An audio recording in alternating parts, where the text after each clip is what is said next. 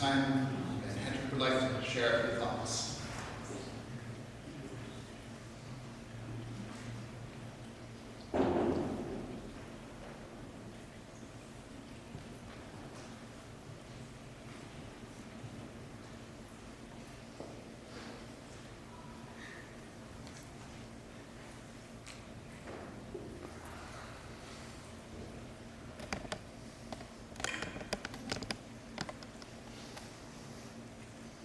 Special Billy.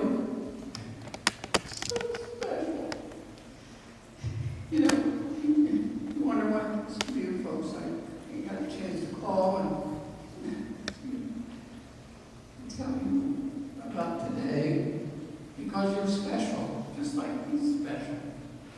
Special. Very special.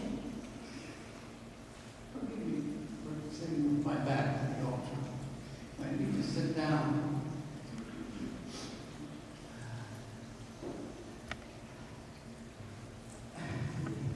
It's unbelievable today's here. Just after, it's just shy of a few days of 40 years being side by side. I can't believe it, but we'll make it. Bill had a special love for every one of you. Every one of you, I can just go right down to every pew and talk about a story. A story that involved one of you or both of you or a family. Not only did he know the family or you, he knew the mother and dad. He knew the grandparents. And many times the next generation. He loved everyone, especially the folks here in Hermitage. I remember the first time that I came in this church. I saw these folks with the white coats, and I wondered what was all that about. Well, I soon found out his father was an usher, Bill Sr., and proud he was to put that coat on Sunday. Just as proud as Billy was ready to get ready for Sunday services when Notre Dame appeared on the radio, and we had service in our home in Florida. It was kind of an unusual situation as much as we were, I guess you call us snowbirds. We were here in 6 months and 6 months at our home in Florida. But, there was a church in the town of St. Pete Beach, which was right by us. It was a church, it was, the name of it is St. John's. And I think of Gretchen and her husband and Mary, and her husband Les. It was a couple just like them at that church. And I remember at the Christmas time when Billy would crawl up on the high ladders, and he was the one that would hung all the mistletoe and all the wreaths and so forth in the church. And he was so proud of it, and he looked forward to coming to that church. And guess what? That church had a dog also. I can't quite remember the dog's name right now. I'm a little excited, but as I think about it, I remember. But one of the reasons the dog just loved Billy was he bit it in his leg. He always shooed the dog away, and we'd laugh about it and go on to whatever we were doing. But all those years we did a lot together, a lot of happy memories, and many of those memories included one or all of you folks. I love the family, and I'm the only child, so I don't have brothers and sisters and so forth. And so when I got to be a part of the White family, I just felt so welcome. And when my mom and dad passed away, and we had to close up. I'm from Hershey, and they came to Hershey and helped me do that. I'll never forget it. I will never forget it. And those little things that always will stay in my mind as wonderful memories of Bill White. That was the way he was, and always will be, I know. He loved each one of you so, so very much, and I know how much you loved him. We bring in buckets and buckets of tears of our love to tell him and how much we loved him. so much. But I invite, if anyone would like to say something or say hello to Billy, or use the mic, please do.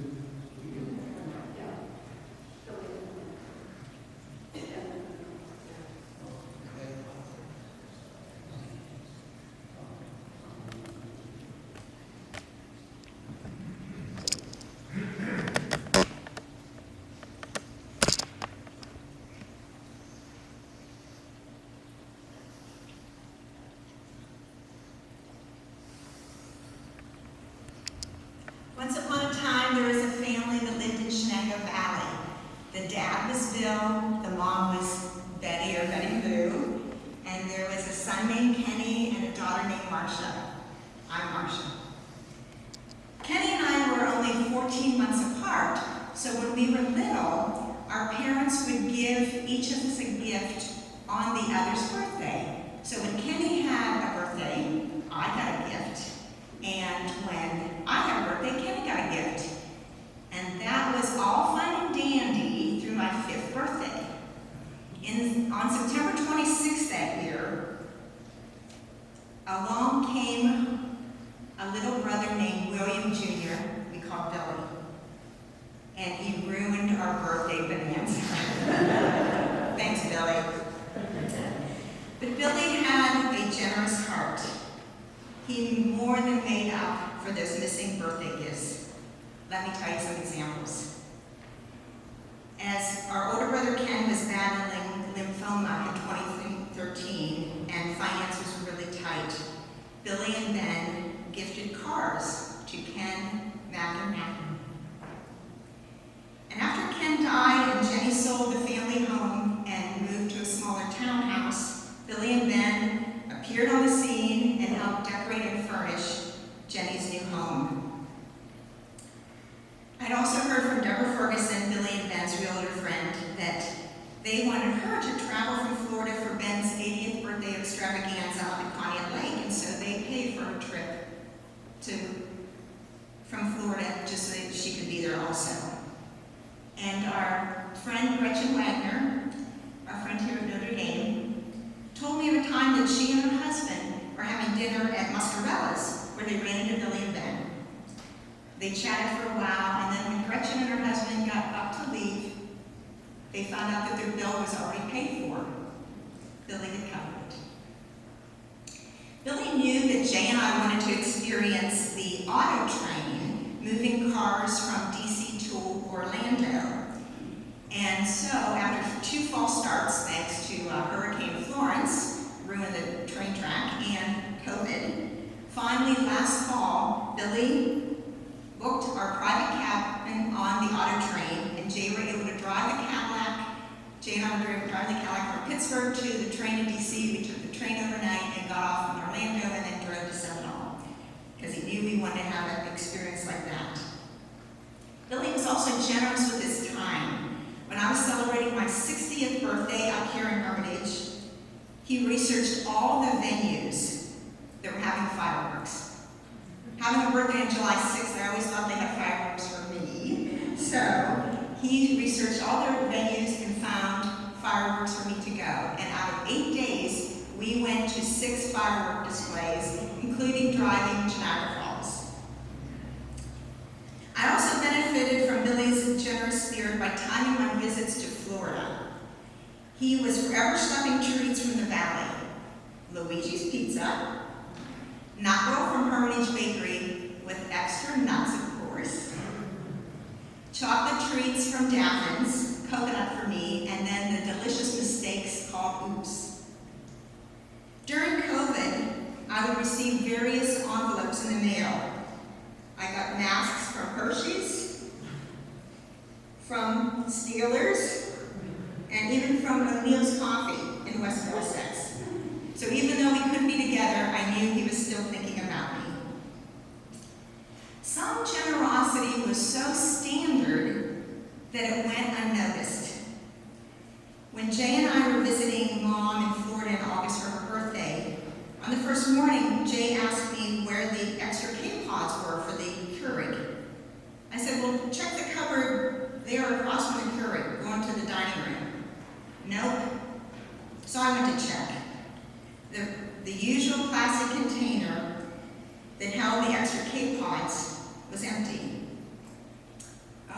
yes. Billy was the one who generously stocked Mom's home and cupboards with K-Pods so that when Jay visited, he would have his morning coffee. Then it hit me. It was another example of Billy making our lives easier without any fanfare or expectations of gratitude. Billy had a generous spirit. I miss him so much. His death left a huge hole in my heart that will never heal.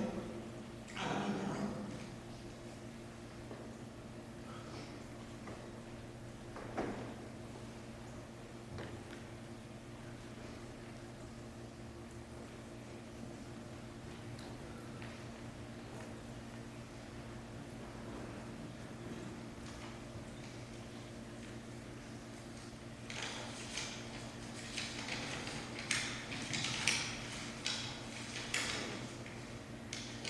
Billy White always wanted to be where the action is.